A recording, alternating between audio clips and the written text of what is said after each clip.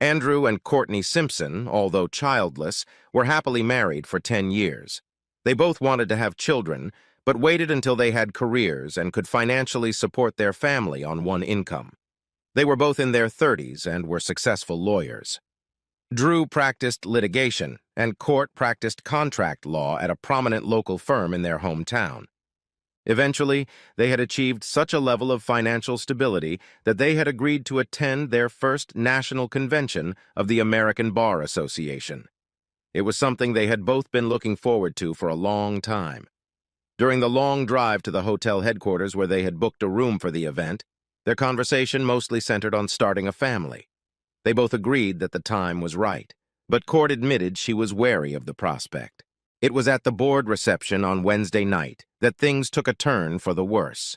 It started out well enough. They both enjoyed the atmosphere and socializing with fellow barristers. Later, when the formal part of the reception was over and everyone was drinking, dancing, and talking loudly more, Drew noticed that Court was in a playful mood.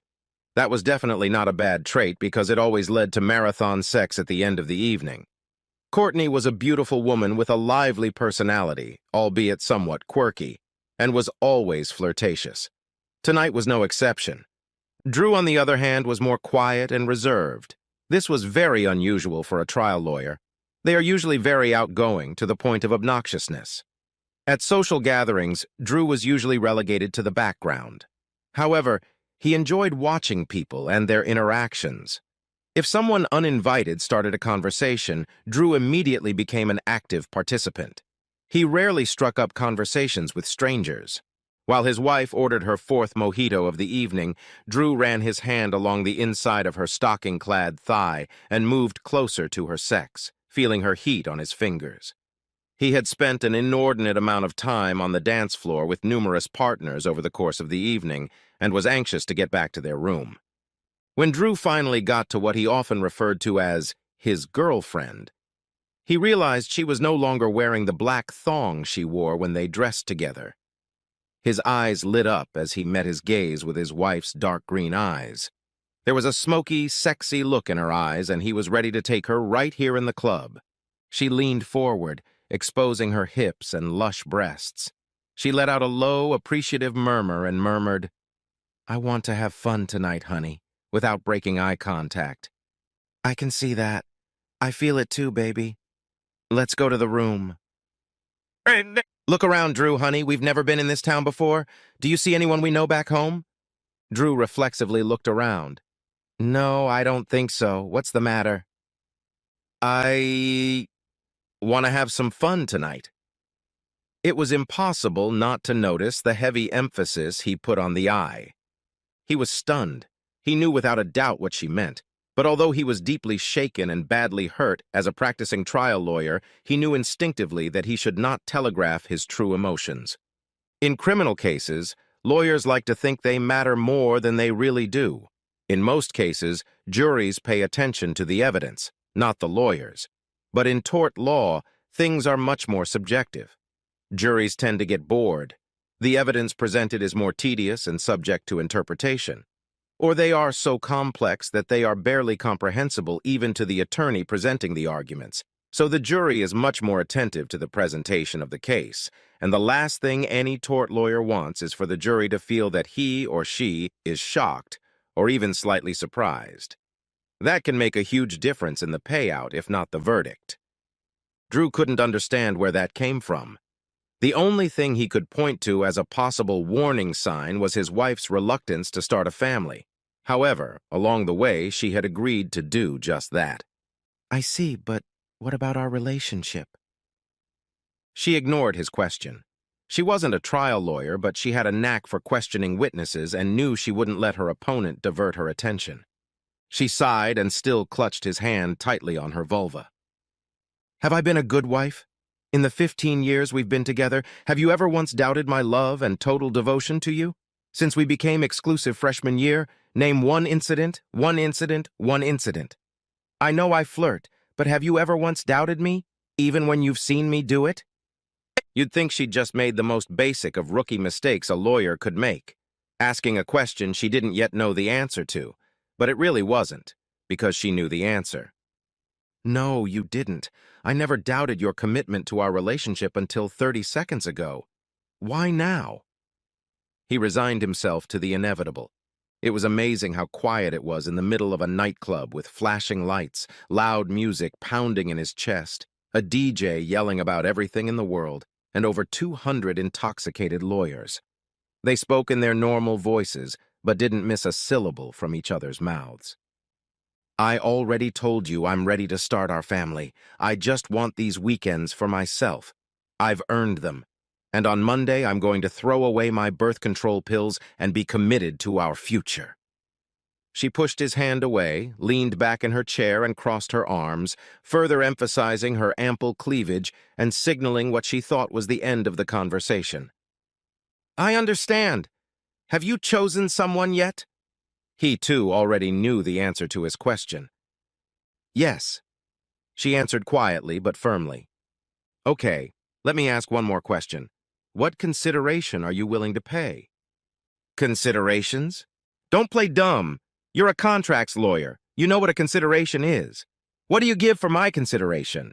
What price are you willing to pay? He was close to losing control of himself. He could not realize how quickly his life was crumbling. Honey, the only price is your ego. I know I'll hurt you by doing this, and I'll spend the next 30 years making that pain go away. It has nothing to do with what we have. It's Wednesday night, and we don't have to check out of the hotel until Saturday morning. I'll be back in our room Friday night, and we'll start practicing making babies. Everything will be fine. It was over. 15 years together, 10 years of marriage, our family that would never be born. No children's parties, birthdays, first days of school, graduation parties, brides-to-be, or grandchildren bouncing in our laps. She just admitted that she intentionally hurt her husband. Deliberate torture, if you will, and she didn't even blink. For some reason, it didn't matter to her. Okay, I'm going to bed. I guess I'll see you when I see you. He turned and walked away without looking back. He could hear her calling his name, but he didn't care what she said anymore. Well, that went better than I expected, Courtney thought to herself smugly. What was that "I'll see you when I see you" comment? She didn't hesitate and turned her attention to her intended target. She made eye contact and smiled seductively.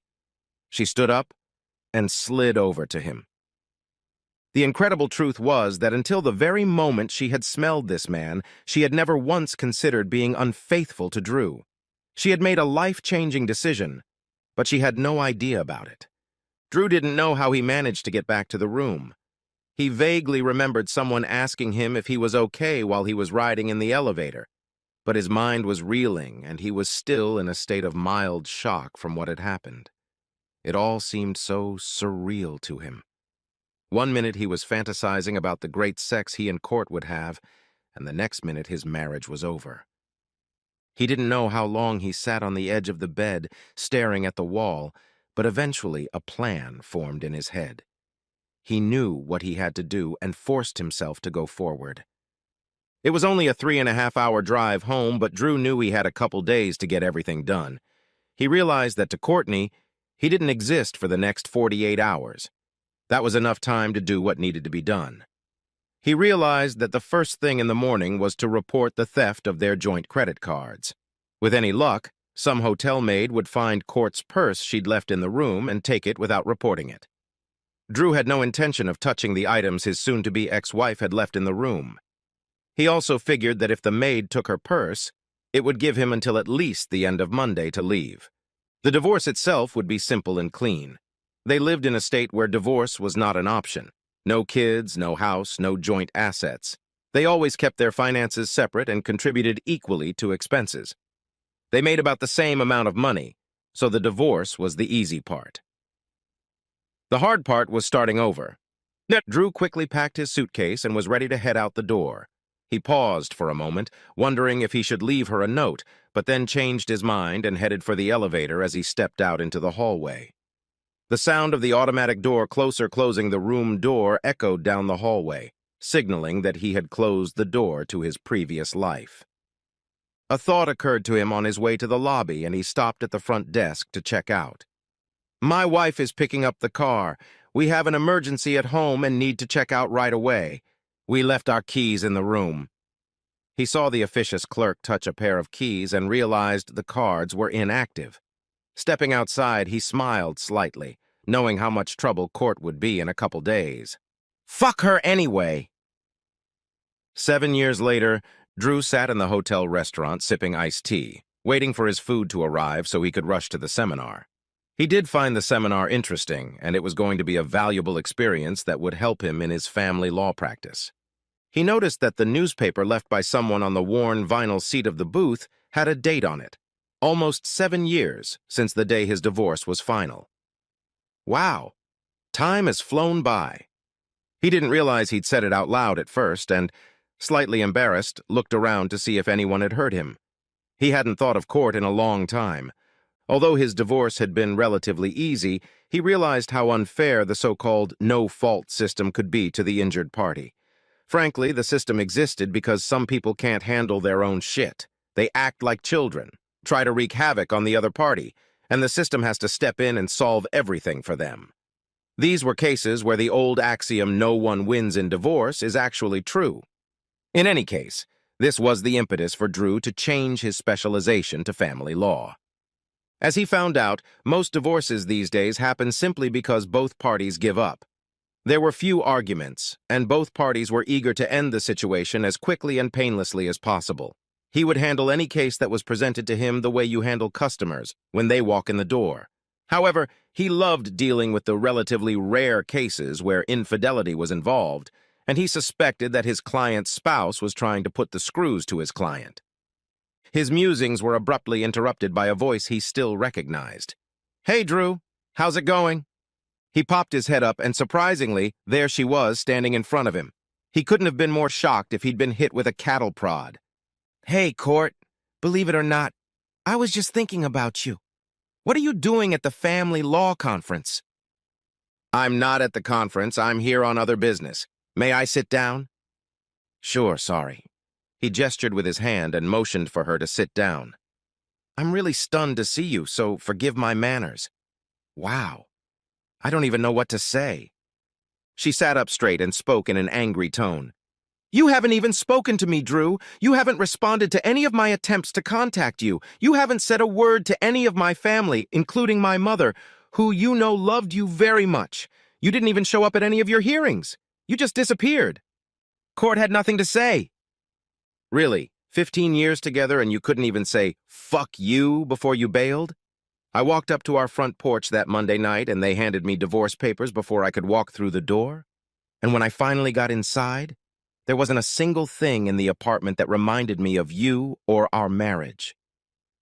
"I see you ruined our marriage with an incredibly selfish act in the blink of an eye, and I'm the bad guy? If that's all you have to say, just go away and leave me alone." "Drew, I'm sorry. Just get out of here, Court. Now." He was red with rage.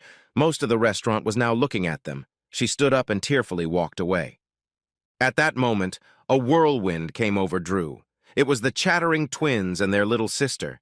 They pounced on him at full speed, as usual. His wife was right behind them. She was laughing and smiling, but her smile quickly disappeared when she saw his face.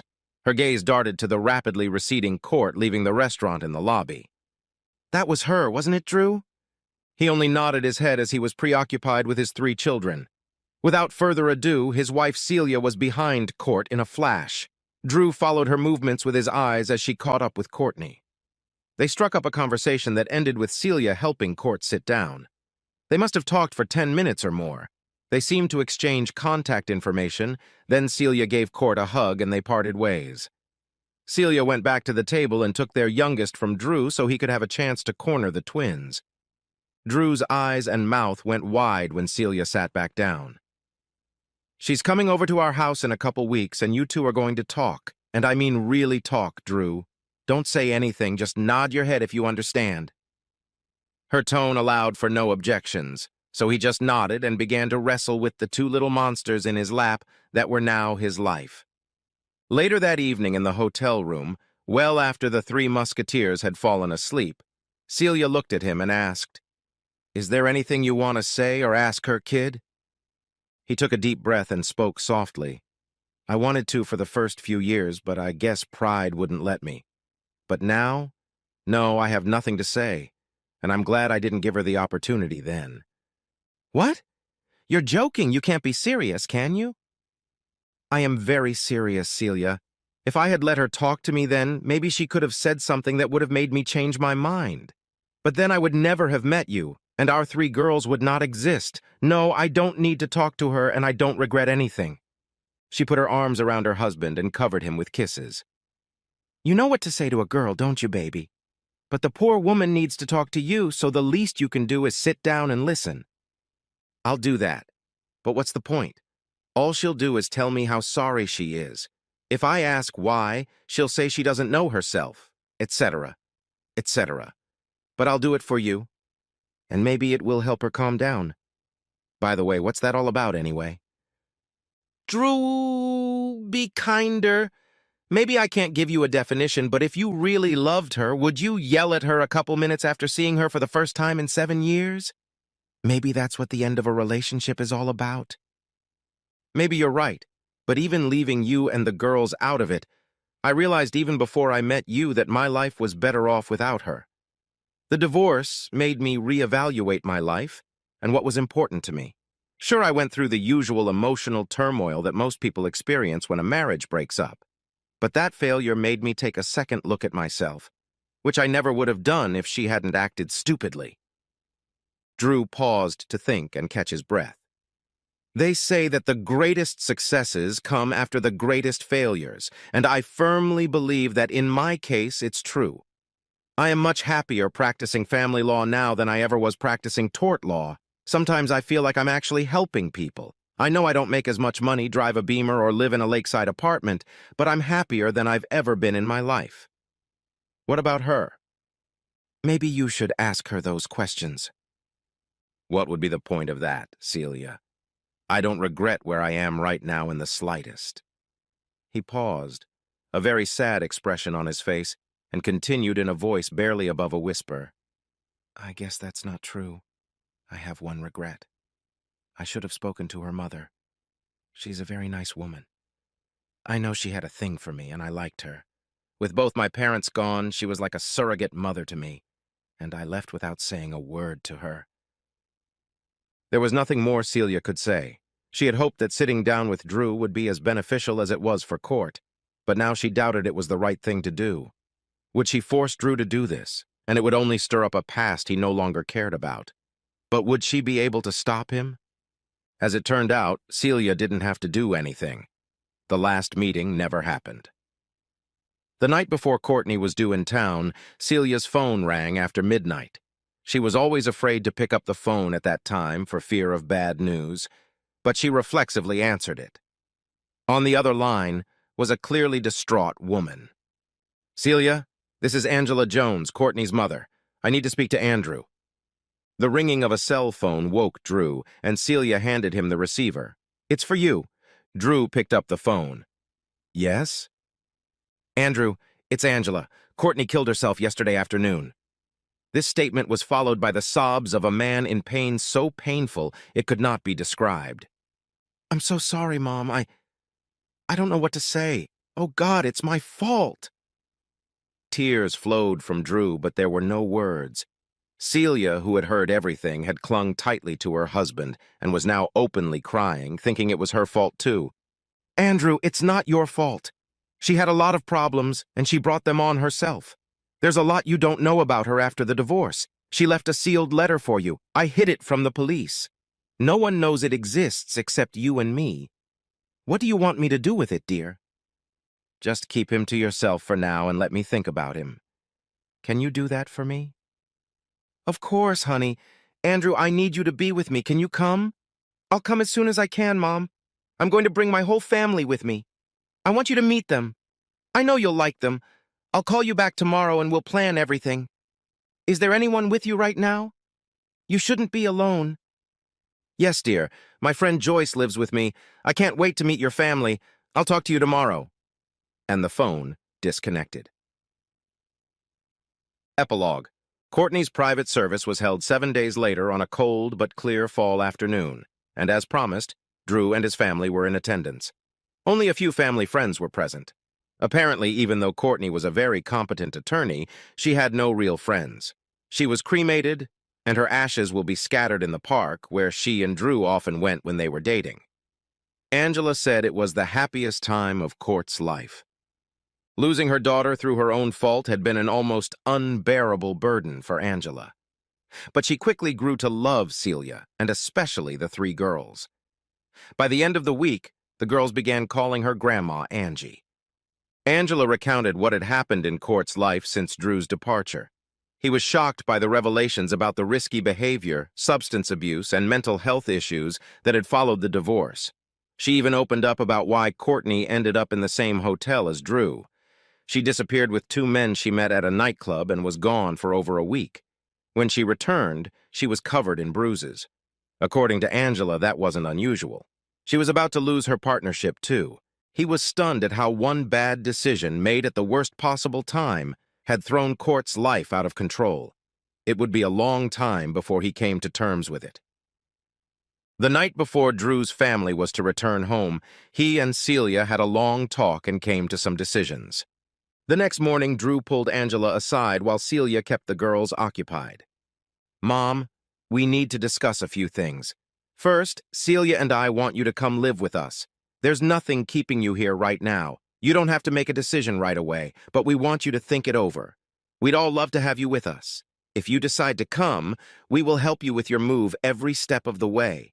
We would also like to be with you when you scatter her ashes. Please think about it, okay?" "Oh, honey, that's so sweet of you. I promise I'll think it over carefully, but I'm really going to miss her." And she was upset again.